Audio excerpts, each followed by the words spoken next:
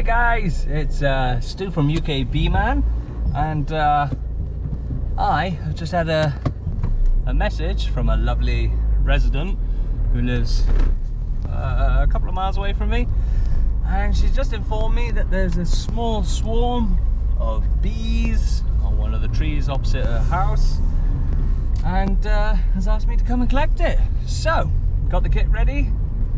My first ever swarm that I'm collecting, so I'm quite excited for it. At the same time, equally quite nervous, I'm not gonna lie. Not overly prepared. The only thing I think I haven't, or I do need, is a saw, just in case I can't shake them out of this tree. She told me it's a small conifer tree, so normally the branches are a good branch to cut off on those, and I don't feel too bad cutting off a branch of a conifer, especially if you know what a conifer is. So yeah, guys, as always, remember, hit like, click like, hit subscribe, follow me. It would mean the world to me if you can do that. It'd be absolutely brilliant. We've got our new honey page as well on Facebook. It's called Cariad Honey, obviously because we're from Wales, Cymraeg yna. And yeah, if you could do that, that'd be wonderful. Let's go and have a little look at this swarm. Now they'll be more interested in that.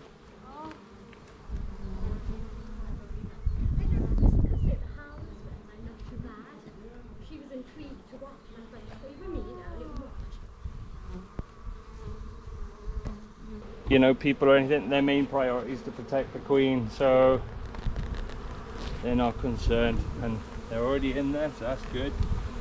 Right, there is Queenie across this cluster. Let's have a little look right here.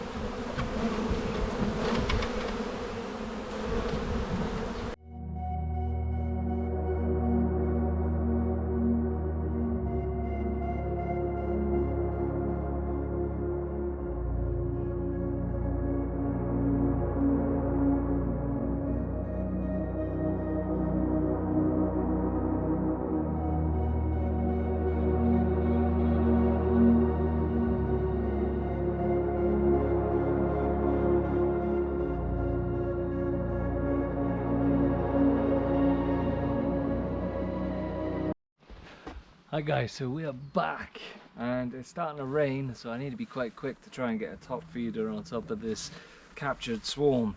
Now this is definitely a tragic story. So unfortunately, when I was collecting the swarm, I wasn't able to identify the queen.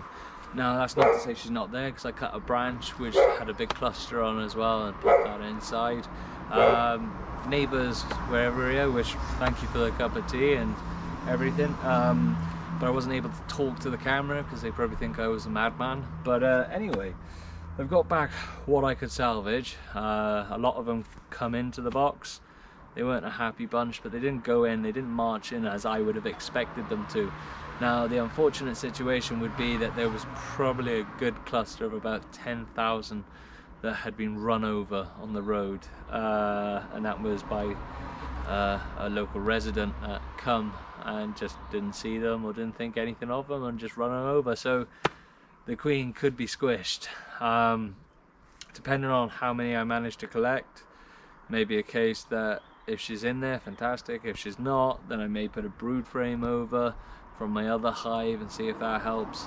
Otherwise I'll leave it to them and see what happens. But let's get this top feeder on. With my top feeder, I always use, and this goes for any swarms as well, is always use Hive Alive.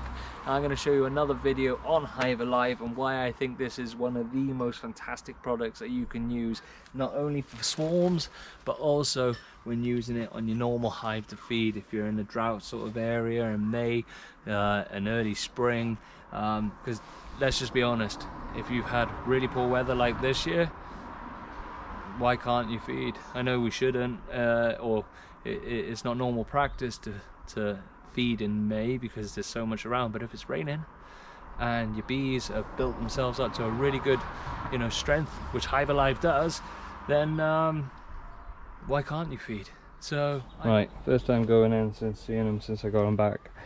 I don't think they're going to be overly happy, and there's going to be a few injuries in there. They've all huddled onto the one side. From what I can see, it is a very dire capture. All on this one side by here.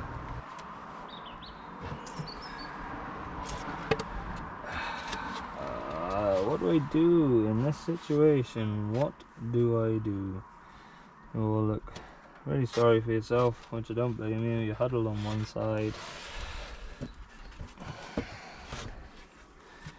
Now if you only saw my frame the other day and saw how slim this was 5 days ago, you wouldn't believe me if I told you. I can feel the wax.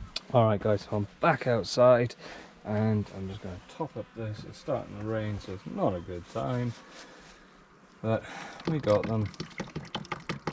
I'm just popping this in. This is the Hive Alive syrup going in, and the difference in a week is incredible. Absolutely incredible. So you watch how much this changes in a week. It is phenomenal.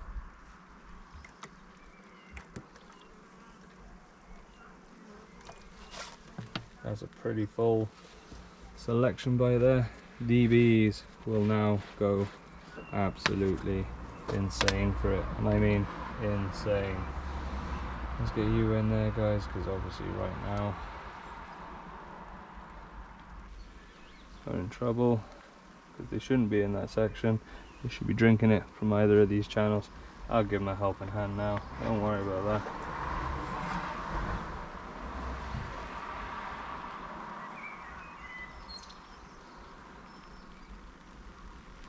Just move that by there, and just like so, and maybe you go by there, you go by there. Oh, why'd you sting me? I was only trying to help you, I'm sorry. You can hear them fanning around. They're all on panic mode now because obviously they're without queen.